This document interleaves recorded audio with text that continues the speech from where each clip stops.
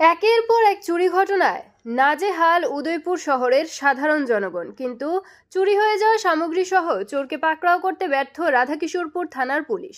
লোক দেখানো স্বার্থে কয়েকদিন পর কিছু যুবককে আটক করে আদালতে পেশ করা হলেও কী কারণে একের পর এক চুরি ঘটনা ঘটে যাচ্ছে উদয়পুর শহরে তা নিয়ে শহরবাসী এক প্রকার আতঙ্কিত। শনিবার সকাল 10টা নাগাদ রাধাকিশোরপুর থানাধীন রমেশ চৌমুহনী এলাকায় বিক্রম দত্তের টিনের দোকান থেকে নগদ ৯৫,০০০ টাকা চুরি করে নিয়ে যায় চোর। Bureau report, Tripura news 8। Bikram Dutta, বাড়ি কই? আপনার কি দোকান ছিল? টিনের দোকান। টিনের রমেশ চৌমুহনীতে কি হয়েছিল? ওই 10টার থেকে 10টার সময় মিসেসরে লামাই দিতে গেছিলাম এখানে অফিসে। লামাই দিয়ে আইসি কত 20 মিনিটের গ্যাপে ক্যাশটা ভেঙে টাকা দিয়ে গেছে। কত টাকা আসলো? প্রায় ৯৫,০০০ টাকার মতো। এটা কি আপনি ব্যাংকে অথবা কাউকে দিতে? না, আমার মালিক দিলাম আছে পূজা উপলক্ষে, মালিক পেমেন্ট করতে গেলাম 12টা 1টা।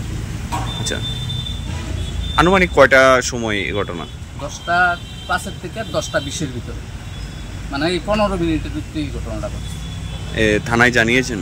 থানা জানাইছি, থানাতে পেশেন্টটি তুলেছি।